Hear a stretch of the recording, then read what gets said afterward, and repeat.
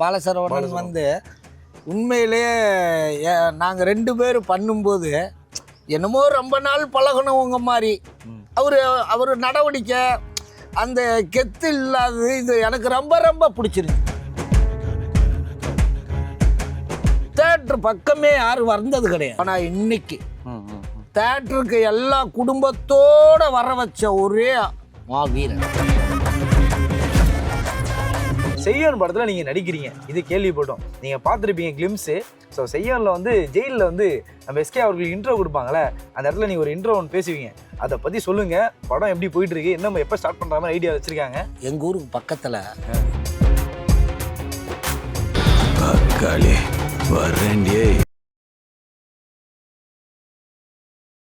என்னண்ணே காய்கறி படத்தில் நடிச்சுலேருந்து அண்ணன் தம்பிங்களை கண்டுக்க விட மாட்டேற மத புள்ளியா சுத்திட்டு இருக்க. தம்பிகளை கொஞ்சம் பார்த்து பண்ணுனே. இங்க மட்டுமா உலகம் முழுக்க கருப்பெங்காட்டு கொடுத்துட்டியா? கங்காரு அடிகளார் நான் வளர்ந்த மாதிரி உங்க 2 பேர்த்தையும் ஒசர கொண்டு போறேன். வாங்கடா கருப்பிங்கிட்ட போவோம். தம்பிங்களுக்கு ஏய் கங்காரு அடிகளார் சார்பா இனிமேல் உனக்கு 50 நேத்து கடனை செலுத்துறோம். கருப்பா தாய்க்கிழவி ஓஹோடு கொண்டு வந்தவாரு.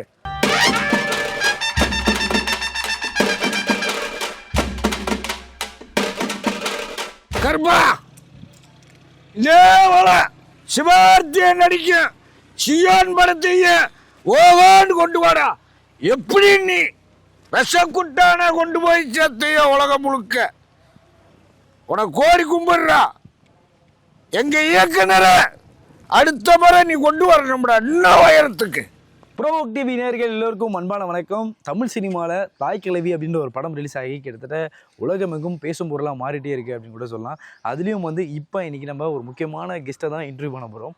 அவரும் யார் அப்படின்னா, இந்த படத்துலேயே வந்து விஷக்குட்டையம் அப்படின்ற கதாபாத்திரத்தில் நடித்தவர். அவர் இப்போ வந்து இங்கே வந்து கங்காரு அடிகளாராக மாறி இருக்காருன்னு சொல்லியிருந்தாங்க. ஸோ அவரை இன்டர்வியூ பண்ணி நிறைய விஷயம் கேட்டு தெரிஞ்சுக்க போகிறோம். வாங்க. கருப்பை நீ நம்மளுக்கு கண்ணு திறக்க மாட்டான். அதாவது பார்த்து பேசுன கருப்புங்கிட்ட. நீ பேசினாதான் கேட்பான் கருப்பேன். ஐயா வணக்கம். ஏய் அவர்ரா இன்டர்வியூவாக வந்திருக்கோம். கருப்பை உத்தரவு கொடுத்துட்டா எடுத்துடலாமா? எடுத்துடலாம். சூப்பர். ஸோ யாருன்னு பார்த்தீங்கன்னா, நம்ம இன்னைக்கு யார் கூட இணைஞ்சிருக்கோம் அப்படின்னா, விஷக்குட்டி. அதாவது கருப்பங்கிட்ட அந்த சீனில் வந்து தாய்க்கிழவியில் ஒரு சீனில் வந்து அவர் அறிக்கையிடுவார். கருப்பா அந்த தாய்க்கிழவி ரொம்ப பண்ணுறா, அவளை ஏதாவது பார்த்து பண்ணி விடுன்னு. மறுநாளே கிழவி வந்து முடியாமல் போயிடுவாங்க. அதுக்கு காரணமே அண்ணன் தான். அண்ணா எல்லாம் இந்த கருப்பனோட மகிமையே மகிமைடா. சரியான ஒரு இதுல இருக்காரு, வைப்லயே இருக்காரு சொல்லலாம். அந்த கருப்போட வைப்லயே இருக்காரு. உங்களை தனியாக ஒரு இன்டர்வியூ பண்ண ரொம்ப ஆசைப்படுறோன்னே. உங்க லைஃப்பை பத்தி தெரிஞ்சுக்கணும். உங்க பேர் சொல்லுங்க முதல்ல. என் பேர் வந்து ஆத்தாடி குமரன். ஆத்தாடி குமரன். எதிர்பார்க்காம ஒரு காரியம் நடக்குதுண்டா அங்க இருப்பான். அங்க அப்பத்தான் அந்த ஆத்தாடி குமரன். சூப்பர் பேர். அப்போ உங்களை பத்தி முழுசா தெரிஞ்சுக்கணும். நம்ம போயிட்டு அங்க ஓரமாக உட்காந்து பேசுவோம். போலாமா? ஓகே வாங்க. கருப்பா விடைபடுறா. படம் பார்த்ததுலேருந்து எல்லாருமே என்னன்னா, அந்த முக்கியமான ரோல் நீங்கள் பண்ணியிருந்தீங்க.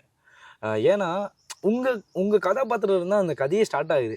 அந்த ராதிகா அவர்கள் வந்து அதுக்கப்புறம் வந்து அவங்க இறந்து போகிறதும், அவங்க வந்து அதுக்கப்புறம் அவங்க வந்து படுத்த படிக்க ஆகிறதும், அந்த விஷயம்லாம் இருந்துச்சு.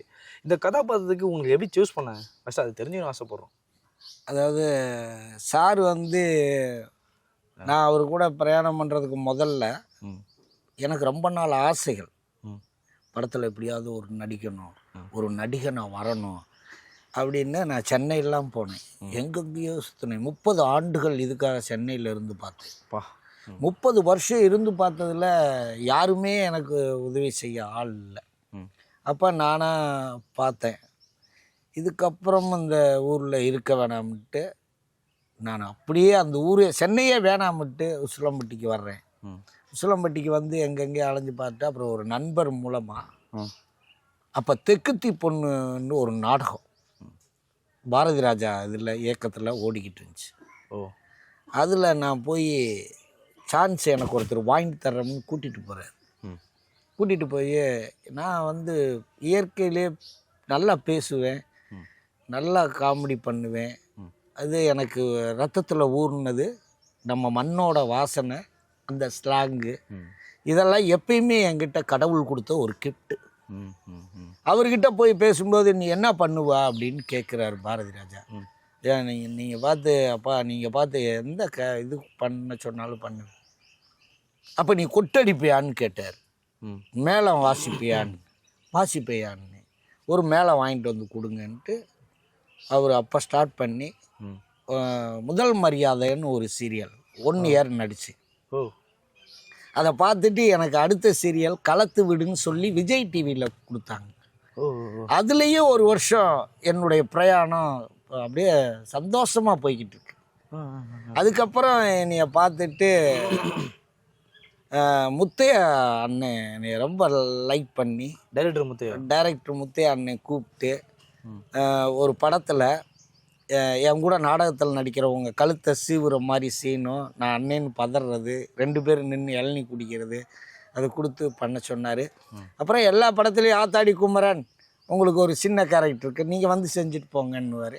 நான் போய் பண்ணுவேன். இப்போ இது போய்கிட்டு இருக்கும்போது எங்கள் அப்பாவை வந்து கடைசி விவசாயெல்லாம் நடிக்க கூப்பிட்டாங்க. கடைசி விவசாயம் மணிகண்டன் படத்தில் நடிக்க கூப்பிட்டாங்க. எங்கள் அப்பா வேணாம்டா நீ வேணா நடி, நான் என்ன போய் காலம் போன கடைசியில் நடிக்காட்டினேன்ட்டு ஒதுங்குறாரு. ஒதுங்கும்போது இல்லைப்பா டைரக்டரை ரொம்ப விரும்புகிறாருல்ல. அப்போ எங்கள் அப்பாவை பார்க்குறதுக்கு முதன்னு வர்றது யாருன்னு கேட்டால் இந்த தாய்க்கிழவி படத்தோட துணை இயக்குனர் யாருன்னு கேட்டிங்கன்னா நம்ம சிவா முருகேசன். எங்கள் அப்பாவை பார்க்க வந்து எங்கள் அப்பாவை கூட்டிகிட்டு போய் மதுரையில் 5000 ரூபாய்க்கு கண்ணாடி வாங்கி கொடுக்குறாரு.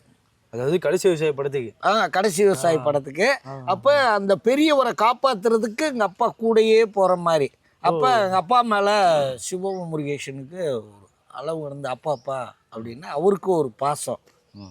ஆனால் அப்போ இருந்து என் மேலே இது பண்ணிட்டு அந்த படத்தில் எனக்கு ஒரு ட்ரைனிங் பாயிண்ட் என்னென்னா அந்த சீன் வந்து அவரை நான் காட்டி கொடுத்தா தான் இன்டர்வலுக்கு மேலே போகும். கரெக்டு. அந்த கோர்ட் சீன் வரும்.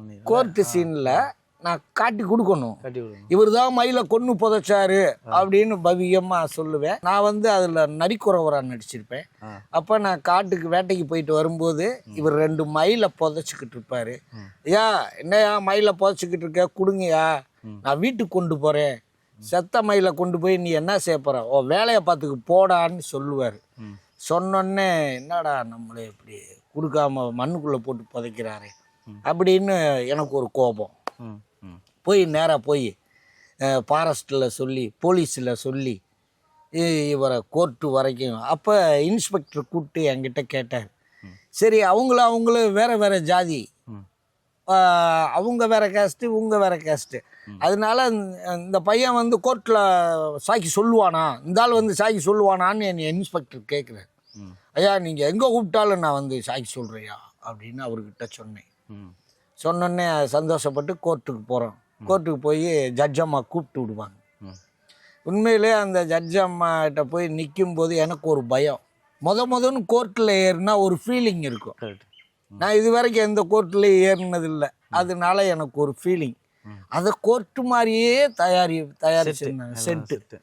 அப்போ என் பேரை சொல்லி 3 தடவை கூப்பிடுவாங்க. கூப்பிட்டோன்னே நானும் போய் அம்மா நான் எப்பயும் போல் காட்டுக்கு போயிட்டு வரும்போது இவர் மயிலை கொன்று புதைச்சதை என் கண்ணால் பார்த்தேம்மான்னு சொல்லிடுவேன்.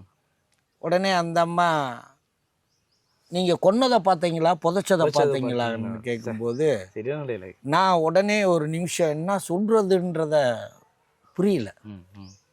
பயத்தில் அம்மா புதைச்சதாம்மா பார்த்தேன், அப்போ நீங்கள் போங்க அப்படின்னொன்னே.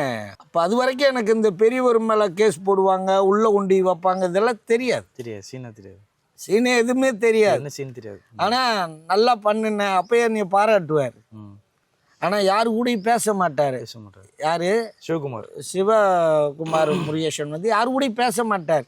அவருடைய எய்ம் என்னன்னா அங்கே நடக்கிற வேலையோட சரி, அதுக்கப்புறம் நாளைக்கு என்ன வேலை செய்ய போகிறோமோ அதை பற்றி தான் திங்க் பண்ணுவார். ஒழிஞ்ச அனாவசியமான பேச்சுக்கோ ஒரு புன்சிரிப்பு லேசான சிரிப்போட கடந்து போயிடுவார். ஆனால் எல்லாத்து மேலேயும் பாசமாக இருப்பார். நீங்கள் சாப்பிட்டீங்களான்னு கேட்பார். எங்கள் அப்பாவை சாப்பிட்டீங்களா, என்னைய சாப்பிட்டீங்களா, அதெல்லாம் எல்லா இடத்துலையும் ஒரு வயசானவங்களுக்கு கொடுக்குற மரியாதையை தரமாக கொடுக்குற ஒரே ஆள் அவர். அதுக்கப்புறம் அவரை அந்த படம் முடிஞ்சு ஆனா முடிஞ்சு, அந்த படம் முடிஞ்சு முடிஞ்சு நல்ல நிலைமைக்கு வந்தோம். அதை பார்த்தாங்க எல்லா பேரும். இந்த செல்ஃபோனில் இதில் டிவியில் பார்த்துட்டு, குமரன் பரவாயில்ல, உன்னைய வச்சு தான் பாவம் இந்த பெரியவரை காட்டி கொடுத்துட்டே, நீ எல்லாம் நல்லா இருப்பியா அப்படின்னே கேட்பாங்க. ஆனால் எனக்கு என்னமோ எல்லா விஷயத்துலையுமே இதுக்கப்புறம் அதுக்கப்புறம் செய்முறை சீன் வரும் மருதுன்னு ஒரு படத்தில். அதில் ராதிகா அம்மாவை நான் காட்டி கொடுத்துட்டேன்.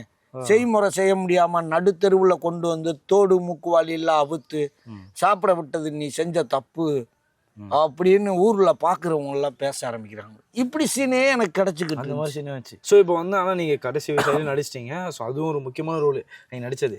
அதுக்கப்புறம் பார்த்தீங்கன்னா இப்போ வந்து இது நம்ம சிவகுமாரோடைய முதல் படம். ஸோ முதல் படத்துலேயே வந்து உங்களை வந்து அதில் வந்து கோஆர்டினேட்டராக இருந்தாலும் இதில் முதல் படத்தில் நீங்கள் ஒரு முக்கியமான ரோலை நடிக்கிறீங்கன்னு சொல்லி உங்களை நம்பி கொடுத்துருக்காரு. அப்போது நீங்களும் இந்த சீனை நடிச்சிருப்பீங்க, இவ்வளோ சீன்ஸ் நடிச்சிங்க. அதில் நீங்கள் பார்க்கும்போது வந்து என்னென்ன டைலாக்ஸ் வந்து அவர் சொல்லி கொடுத்தது, என்னென்ன டைலாக்ஸ் நீங்களா போட்டீங்க? இப்போ கருப்பனை பார்த்து பேசுகிற டைலாகு, அப்புறம் அவங்க பார்த்து இந்த வழக்கு விஷயம் அதெல்லாம் இருக்குல்ல, அந்த மாதிரி என்ன டைலாக் நீங்களா போட்டீங்க, எது அவராக சொல்லி கொடுத்தாரு? இதில் என்னன்னா, இவர் முருகேசனை வந்து கொண்டு வந்தது என்னைய வந்து பார்த்து நீ இதில் நடிங்க, இப்படி நடிங்க, உனக்கு இந்த மாதிரிலாம் இருக்குன்னு அவர் சொல்லவே இல்லை. கருப்பு கோயிலுக்கு கூப்பிட்டு போனார். ஒரு நாள் ராத்திரி 10 மணிக்கு கூட்டிகிட்டு வந்து ஒரு ஓடையை ஒட்டி ஒரு கருப்பு சாமிகிட்ட கீழே வச்சு, நீ குடிகாரன் நல்லா டைலாக் செய்வேன், நீ பண்ணுப்பா அப்படின்ட்டார். ஒன்றுமே சொல்லலை, நானும் பண்ணுறேன். பண்ணும்போது ரொம்ப சந்தோஷப்பட்டார். அவருக்காக ஒரு நாள் உசிலம்பட்டி, ஒரு நாள் இங்கே நான் அவருக்காக பண்ணினேன். ஆனால் இப்போ வந்து ஒரு டைரக்டராக ஒருத்தவங்க ஒரு கெத்து இதெல்லாம் இல்லை. எப்பயும் எங்ககிட்ட பேசுவார், என்ன குமரா எப்படி இருக்க, நல்லா இருக்கியா அப்படின்னு ஒரு அணைப்பு, அரவணைச்சு எல்லாத்தையும் கொண்டு போகிறதில்ல. அவரை மிஞ்ச ஆளே கிடையாது.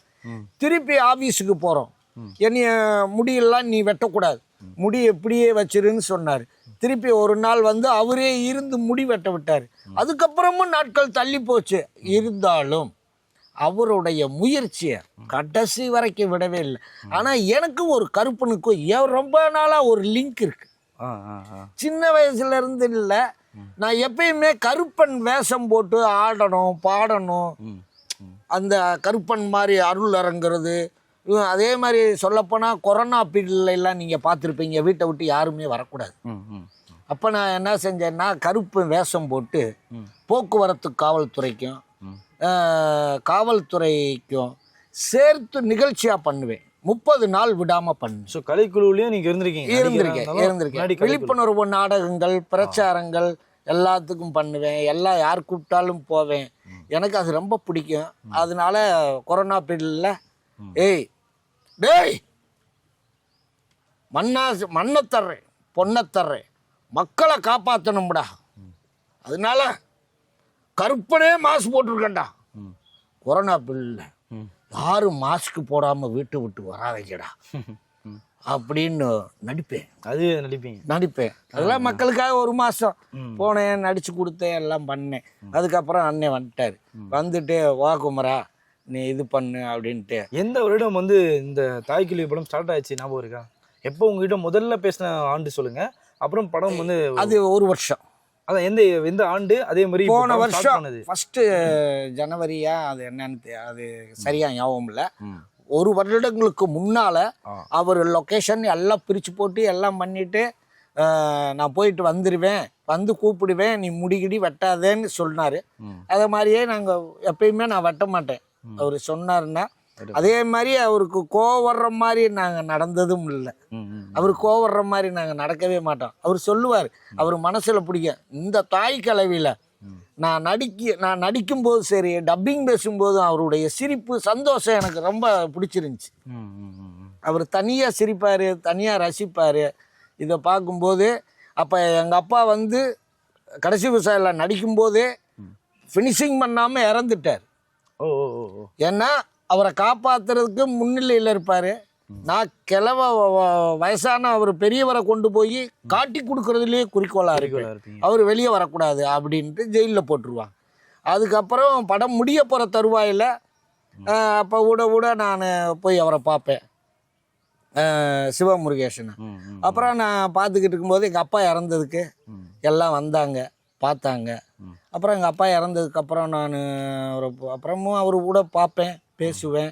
ஃபோனில் அவரும் பேசுவார், குமரா எப்படி இருக்கேன்னு கேட்பார். அப்புறம் எங்கள் அப்பா இறந்த பிறகும் எனக்கு ஏதாச்சும் ஒரு வழியில் அவர் பண்ண ஹெல்ப்பு மற்றவங்க மறந்துடுவாங்க, அவர் மறக்கலை. எங்கள் அப்பா மேலே அவர் வச்சிருந்த பாசம் அதிகம், அதனால் எனக்கு ஒரு வாய்ப்பு கொடுத்தாரு. ஆனால் இதுக்குள்ளே போகும்போது எனக்கும் ஒரு சின்ன நெருடல் இதெல்லாம் இருந்துச்சு. காரணம் என்னன்னு கேட்டிங்கன்னா, அவர் நாள் போகிறேன், 8 மணிக்கு நடிக்க கூப்பிட்டாரு, போனேன். ஆனால் நான் இங்கிருந்தே எனக்கு பிடிச்ச ஒரு வண்டி வச்சுருக்கேன், எம்ஐடி பழைய வண்டி. அந்த வண்டியிலேயே அவர் சொன்ன ஸ்பாட்டுக்கு போயிடுறேன். 7 மணிக்கெல்லாம் போயிட்டேன். வந்தோடனே வந்துட்டியா, பரவாயில்ல, சாப்பிட்டியா, டீ சாப்பிடு சொன்னார். சாரி சார்ன்ட்டு சாப்பிட்டு ஒரு 8 மணிக்கு கேமரா வைக்கிறாங்க. வச்சு இப்போ அவர் மனசுக்கு பிடிச்ச மாதிரி பண்ணிக்கிட்டே இருக்கேன். பரவாயில்ல. டைலாக் வந்து கடைசியாக 6 மணிக்கு எடுக்கும்போது, குமரா டைலாக் வந்து பிட்டாக போகக்கூடாது, கண்டினியூவாக பண்ணணும், இதை நாங்கள் எடுத்தும் கொடுக்கக்கூடாது, நீ இதை பண்ணினா தான் நம்ம ஜெயிக்க முடியும், நான் ஜெயிக்கணும், நீ ஜெயிக்கணும். அவர் சொன்ன ஒரு விஷயம், ஒரு வார்த்தை இது பண்ணு, அதைத்தான் பேசினாரே ஒழிஞ்சு ஒரு இடத்துல கூட அவர் கோவிச்சு யாரையாச்சும் பேசுறத நான் பார்த்ததே கிடையாது. சே அப்படின்னு வாரு, அந்த சின்ன ஒரு ஜர்க்கு, அதை தவிர யாருக்கிட்டையுமே வயசானவங்களா இருக்கட்டும் பெரியவங்களா இருக்கட்டும், விர போ நீங்கள் போ, வேலையை பாரு, அந்த ஒரு பாசமானவரை பார்த்துருக்கவே முடியாது. அதே மாதிரி இப்போ பார்த்தீங்கன்னா இங்கே சொல்லிட்டு இருந்தீங்க, இந்த இடத்துல தான் நம்ம பார்த்துருக்கீங்க இந்த கருப்பு கோயில். இப்போ நான் இன்ட்ரோவில் பண்ணியிருப்போம், நைட்டு 11 மணிக்கு தான் இன்ட்ரோவில் இப்போ பண்ணியிருப்போம். அங்கே தான் வந்து உங்களுக்கு டெஸ்ட் ஷூட் பண்ணாங்கன்றதை கேள்விப்பட்டோம். ஆமாம், அந்த அனுபவம் சொல்லுங்கள். இங்கே ஷூட் பண்ணது, இங்கே ஷூட் பண்ணும்போது நைட்டு வந்து 6 மணிக்கு ஆரம்பிச்சு, அங்கே கரண்ட் வசதி இல்லை. பக்கத்து ஒரு தோட்டத்தில் இருந்து கரண்ட்டை இழுத்து கொண்டு வந்து வச்சு லைட்டெல்லாம் ஃபிக்ஸட் பண்ணி அந்த தான் ஆரம்பிக்க 10-11 மணி. நாங்கள் யாருமே சாப்பிடல, சாப்பாடு எங்களுக்கு தோணலை.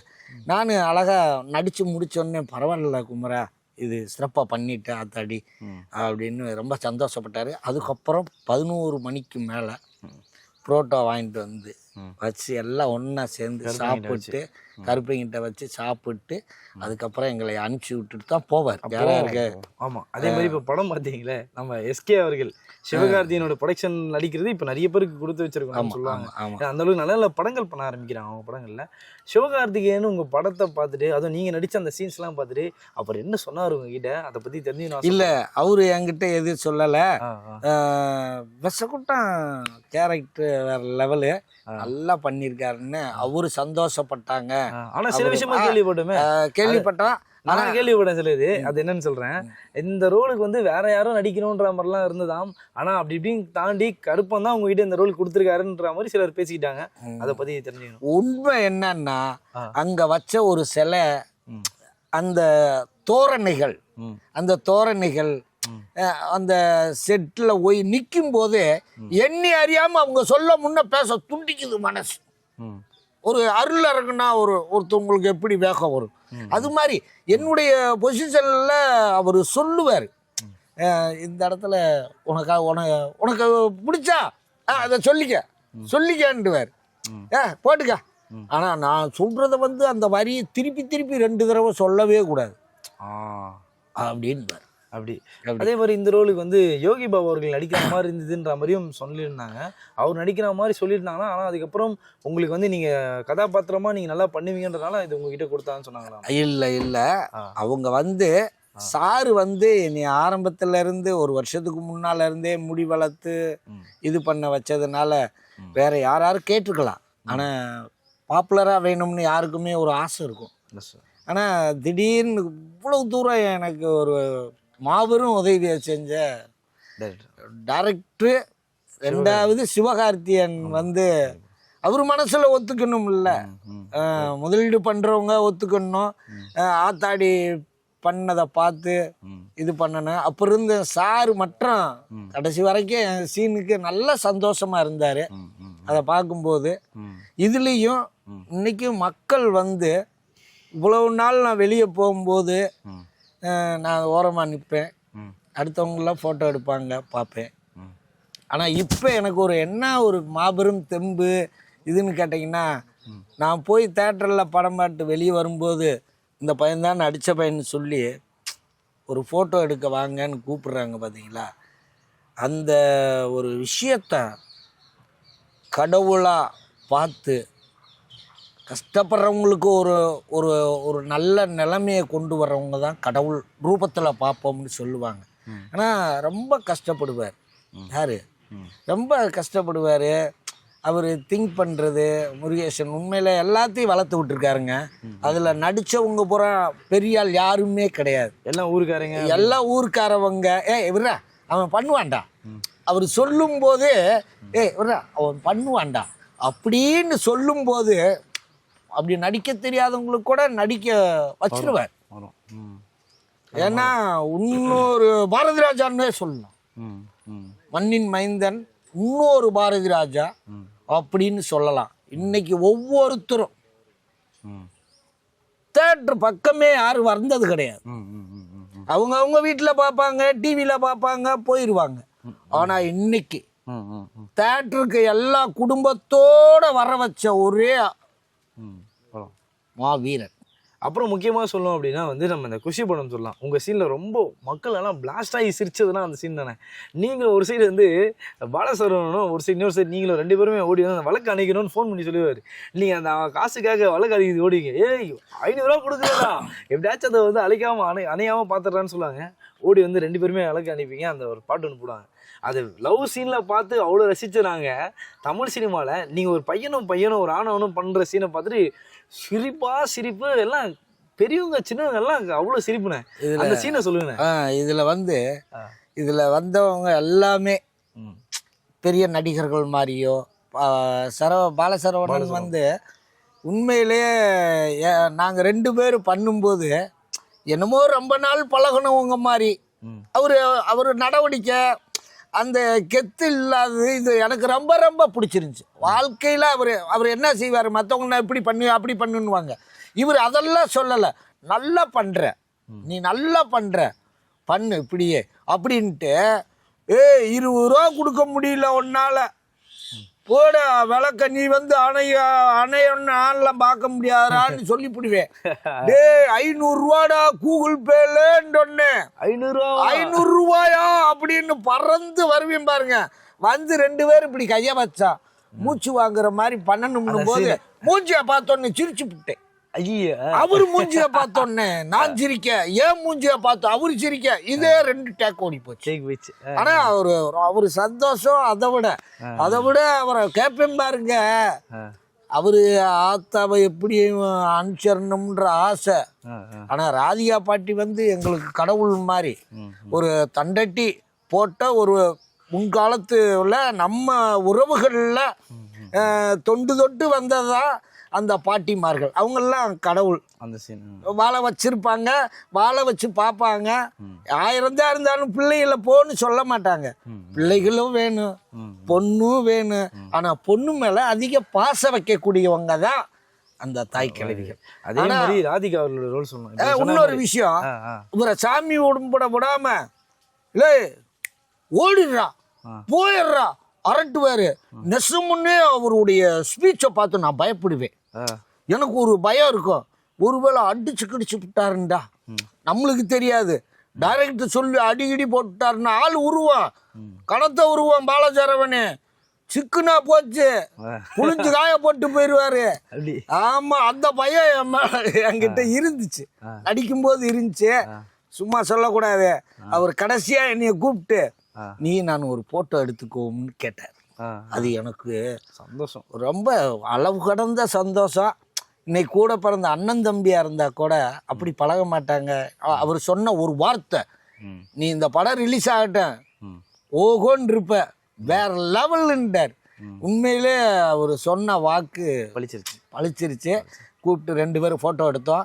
2வது அவரு அந்த காசு தரலண்டா நாண்டு செத்து போகணும்லாம் கேட்பேன். ஆனால் அவர் கட்டின மாலை எனக்கு ஒப்பலை. சரியான மாலை. ஆமா சரியான என்ன மாலை. எவ்வளவு என்ன தோரணை. தோரணை இத போட்டு அந்த பிளாக் பேரலத்தான் வாங்கி வைப்பாரு கருப்பனுக்கு. என்ன ஒரு அநியாயம், ஒரு வசதி சரக்கு. ஏன்னா ஆத்தா வீட்டு சொத்து பூரா வேணுமா, ஆத்தா வீட்டு சொத்து பூரா அடிச்சு பண்ணும்னு வாக்குறாரு. ஒரு நல்ல சரக்கா வாங்கி வச்சுட்டு போக வேண்டியதானே. கரெக்டு தான். ஸோ இதெல்லாம் அது ஒரு கவலை. ஸ்பாய்லர் என்னன்னா, நீங்கள் படம் பார்த்தீங்கன்னா அண்ணன் சொல்கிற சீன்ஸ்லாம் உங்களுக்கு தெளிவாக புரியும். அதனால் ஸ்பாய்லர்னு நாங்கள் போட்டுக்கிறோம். இந்த சீன்லாம் பார்த்தீங்கன்னா அண்ணன் என்ன பேசுகிறாரு, எதை சொல்கிறாருன்ட்டு கனெக்ட் ஆகும்னு சொல்லலாம். அதே மாதிரி நம்ம ராதிகா அவங்கள சொல்லலாம். ஏன்னா என்னென்ன பாதிகா அவர்களோட சீனில் நீங்கள் வரும்போது, நீங்கள் அந்த நைட்டு சபதம் எடுக்கிறீங்களா கருப்பங்கிட்ட, எடுத்து முடிச்சுட்டு மறுநாள் ஆத்தா வந்து நீங்கள் குடிச்சிட்டு தூங்கிட்டு இருப்பீங்க. ஃபோன் பண்ணுவேன், ஐயோ அது தாய்க்கிளி வந்து இது ஸ்பீச் ஒரு சின்ன பையன் கத்துற சவுண்ட் கத்துறோன்னா ஏந்து வந்து கருப்பா அப்படின்னு ஒரு ஸ்மைல் ஒன்று சிரிப்பீங்க, சிரிச்சு இது பண்ணுவீங்க. அந்த சீன் சொல்லலாம். அப்புறம் கிளைமேக்ஸ் ஏன்னா வட்டிக்கு வாங்கியிருக்கான். கரெக்ட். வட்டிக்கு வாங்கியிருக்கான். ஆனா அவங்களும் நீ வந்து சீட்டு விளாடுற இடத்துல ஒரே எத்தி தள்ளி விட்டுருவாங்க. தள்ளி விட்டு நான் ஓடும்போது விசக்குட்டாண்டு கூப்பிட்டோன்னு இப்படி திரும்பி பார்ப்பேன் பாருங்க. திரும்பி பார்த்தோன்னே ஒரு ஷாக். ஒன்னிய நல்லா விடிய முன்ன வெண்ணிப்பானையில் முக்கி வேக வைப்போம்ட்டாங்க பாருங்க. பயந்துட்டேன், இது எங்கேயோ போய் நம்மளைய விட போகுது அப்படின்னு ஒரு பயம். அப்படியே எல்லாம் ஓடிடுவாங்க முன்னால் என் கூட சீட்டு விளாண்டவன்லாம். ஆனால் நான் ஓடும்போது ஒரு வீட்டுக்குள்ளே இருந்து ஒரு நாய் நேராக வந்து கவர் மாதிரி வரும். அந்த இடத்துக்கு ஏதாச்சும் போட்டுக்கேன்டார். டைரக்டர் சொன்னார், ஏதாச்சும் போட்டுக்க அப்படின்றாரு. இது அர்ரா புதுசா இருக்குண்டுவே. அந்த நாய் கடிக்க வரும், இது அர்ரா புதுசா இருக்கு, ஏற்கனவே கடி வந்துட்டான ஓடியாரா அப்படின்னு. ஆனா ராதிகா மேடம்லாம் உண்மையில நான் கனவுல கூட நினைச்சு பார்க்கல.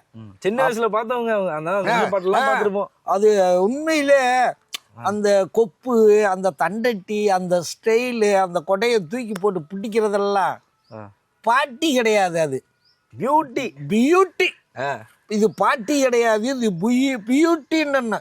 ஏன்னு கேளு, அதாவது வீர வளைஞ்ச மண்ணில் வந்தவங்க பரம்பரையா. அதனால இவங்களை கிட்ட மோதுறதுக்கு யாருனாலையும் முடியாது. ஆனால் மனசார அவங்க கூட நடித்தது எனக்கு மிகப்பெரிய சந்தோஷம்.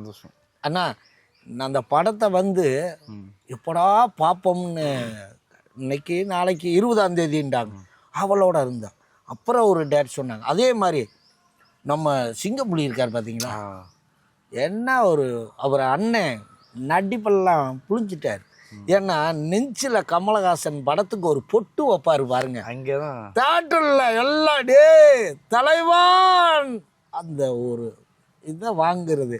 அதே மாதிரி அவர் உண்மையிலே அந்த வண்டியை ஸ்டார்ட் பண்ணும் போதெல்லாம் நாக்க ஒரு பக்கம் திருப்பி வச்சுக்கிட்டேன் அப்படின்னு பாருங்க. அதுதான் அவரு பண்ணது. அதுக்கப்புறம் இன்னொருத்தர் இருக்காரு, அவரு எப்ப பார்த்தாலும் எங்க பால சரவணவே அடிக்கிறாரு ஆஸ்பத்திரிக்குள்ள. அது எனக்கு ஒரு கோபம். பெரிய அண்ணன், ஆமா பெரிய அண்ணன் ஒரு அண்ணன் இருக்காருல்ல, அவரு பால சரவணன் எப்ப பார்த்தாலும் அடிக்கிறது ஆஸ்பத்திரியில வச்சுக்கிட்டு. ஊட அடிக்க வர்றது வீட்டுக்கு கைய ஓங்குற மாதிரியோட நிப்பாட்டிக்கணும்லப்பா, அடிக்கூடாது. ஏன்னா என்ன இருந்தாலும் எங்க பாலச்சார ஒண்ணு அடிச்சது எனக்கு ஒரு கொஞ்சம் ஃபீலிங். அப்புறம் சொல்லுவோம் இந்த கிளைமேக்ஸ் சொல்லுவோம். கிளைமேக்ஸ் சீன்ல கடைசியா வந்து சீனை பத்தி சொல்லுங்க. ஏன்னா ஆத்தாவை பார்த்தோன்னே எழுந்து வருவாங்க தாய் கிழவி, ஐயோ அப்படின்னு போட்டு ஒரு ரியாக்ஷன் கொடுத்துட்டு ஓடுவீங்களே, அந்த ரியாக்ஷன் பண்ணி காட்டுங்க. அது எப்படின்னு கேட்டீங்கன்னா, நான் கிளவி இறந்துட்டாங்க, கிளஞ்சி இறந்துரும், இனிமேல் நம்ம கிட்ட யார் வட்டி காசு கேட்க போறான்னு ஒரு சந்தோஷத்துல இருந்தேன். ஏன்னா கருப்பேன் அவங்க மகை மூலமா ஒரு வேலையும் போட்டு கொடுத்து, வேலைக்கு 500 ரூபா சம்பளமும் கொடுத்து, கூட வேலைக்கு ஒரு பையனையும் கொடுத்து, அப்பப்போ சரக்கு வாங்கி கொடுக்க செய்ய கருப்பே என்னை உச்சி உளுர வச்சுக்கிட்டான்ல. அப்படி இருக்கிற டயத்தில் சந்தோஷத்துலேயே வாழ்ந்துக்கிட்டு இருக்கேன் டெய்லி. திடீர்னு வந்து என்ன தீரப்போதேன்னு ஊத்து பார்த்துக்கிட்டு இருக்கும்போது ஒரு கை வந்து ஊத்து பாருங்க எண்ணெய. அந்த கையை வளையல் போட்டுருச்சு தலைவா. வளையல் போட்ட கை என்ன ஊத்துதே அப்படின்னு ஊத்து அதை பார்த்துக்கே வந்தேன் பாரு. பார்த்துக்கு வந்து இப்படின்னு பார்த்தா கிழவி, நம்ம தாய் கிழவி ஐயோ அப்படின்னு எனக்கு நாக்கெல்லாம் இழுக்க ஆரம்பிக்குது. அந்த ரியாக்ஷன் எப்படி கொடுத்தீங்க? அந்த ரியாக்ஷன் அவங்கள பார்த்தோன்னு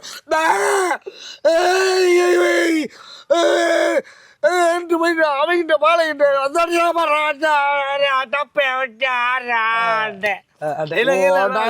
இல்ல, எனக்கு பயத்துல ஓடுற மாதிரி பண்ணுட்டார். சூப்பர் பண்ணு என்ன மாதிரி அந்த இது அவ்வளவு அழகா சூப்பர்ண்ணே. அதெல்லாம் இருக்கு. இதை விட படத்துல ஒரே ஒரு ஆளை பத்தி நீங்க கேட்கல, சொல்லுங்க. ஒழிக்கிறீங்க. யாரு? எங்க அண்ணன் Pennycuick. Okay. Pennycuick இருக்காரு, வேற லெவலுங்க அந்த அண்ணன். அவரு மூத்த, எல்லாத்துக்கும் மூத்த அண்ணன். ஏன்னா ஐடியா கொடுக்குறாரு, நகையை அடிச்சு புல்லாண்டு வாக்குறாரு, இவரும் கல்யாணம் முடிச்சு புல்லாண்டு வாக்குறாரு. அதுக்கு ஒரு கருப்பேன் முடிவு கட்டினாப்பா. கடைசியா ஒரு கல்யாணத்தையும் முடிச்சு வச்சு விட்டான். நல்லது பண்ணாங்க, சிறப்புங்க. இதெல்லாம் முடிச்சிட்டோம், வேற என்ன ஆசையும் இல்லை. என்னன்னா இப்போ இதெல்லாம் முடிஞ்சதுக்கு அப்புறம் கருப்பன் வந்து உங்களை ஒரு இடத்துல கொண்டு வந்துட்டான். இப்போ நீங்கள் யார்? இப்போ இந்த சினிமாவில் இப்போ நீங்கள் சொன்னது எல்லாமே வந்து சினிமா கதைகள், சினிமாவில் அந்த சீன்ஸ் எல்லாம் சொல்லிட்டீங்க. ஆனால் வந்து நாங்கள் ரியல் லைஃப்பில் நான் உங்களுக்கு கேள்விப்படும், நீங்கள் இந்த தெம்மாங்கு பாட்டெலாம் பாடுவீங்க, நிறைய நாடகங்கள்லாம் ஏறி இருக்கீங்கன்னு சொன்னீங்க.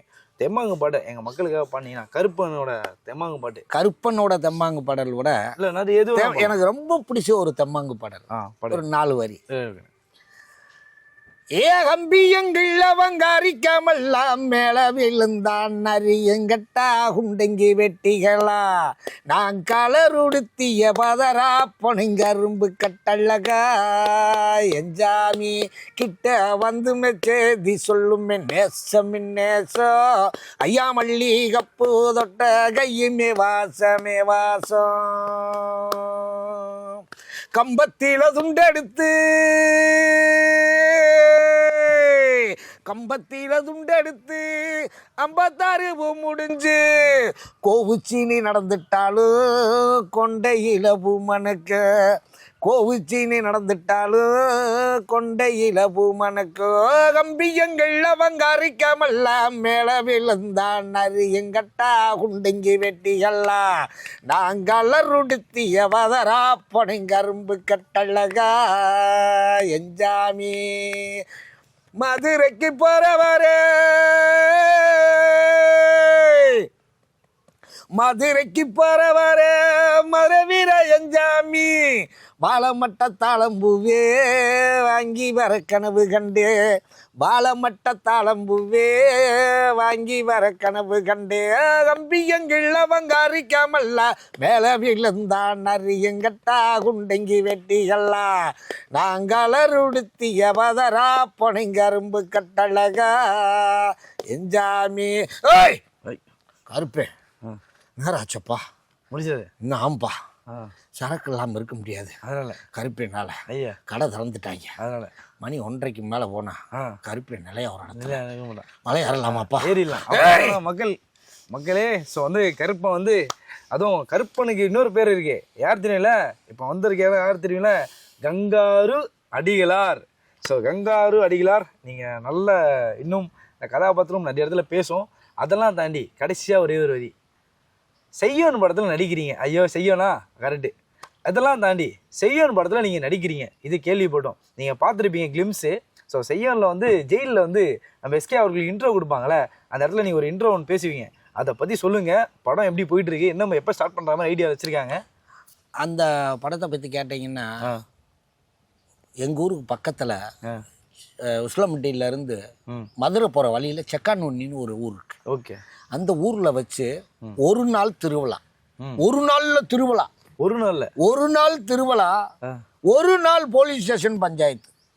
என்னைய வந்து முத நாள் அண்ணன் சிவகார்த்தி அண்ணன் வந்திருக்காரு, 2 நாள் நாங்கள் அண்ணனை பார்த்துடலாம்னு நான் ஆசையோடு போனேன். அண்ணன் நான் கடைசி நாள் போனதுனால அண்ணனை பார்க்க முடியல, ஒரு வேதனை இருந்தாலும். எனக்கும் இந்த படத்தில் ஒரு ஜெயிலுக்குள்ள வச்சு என் நண்பன் பஸ் திருப்புலின்னு ஒரு நண்பனை நம்ம சொல்லாம விட்டோம். இதுலயே இணையா என் கூட திருப்புலி ஜெயிலில் இருந்து அவர் அறிமுகப்படுத்துறதுக்கு முன்னால ஒரு நல்ல டைலாக் கொடுத்தாரு. அந்த டைலாக் சொல்லுங்க. அந்த டைலாக், ஏய் சாமியாடியே அவன் தானடா. அவன் சொல்லுவான், கடவுளே இல்லைன்னு சொல்கிறாங்கடா அவங்களா அப்படின்னா. ஏய், சாமியாடியே அவன் தான்னும் போது, சாமியாடியே அவன் தான்னும் போது அப்பத்தான் என்னுடைய தலைவன் சிவகார்த்தியன் அப்படியே உண்டி வருவாரு பாரு. சிங்கமா இருக்கும்.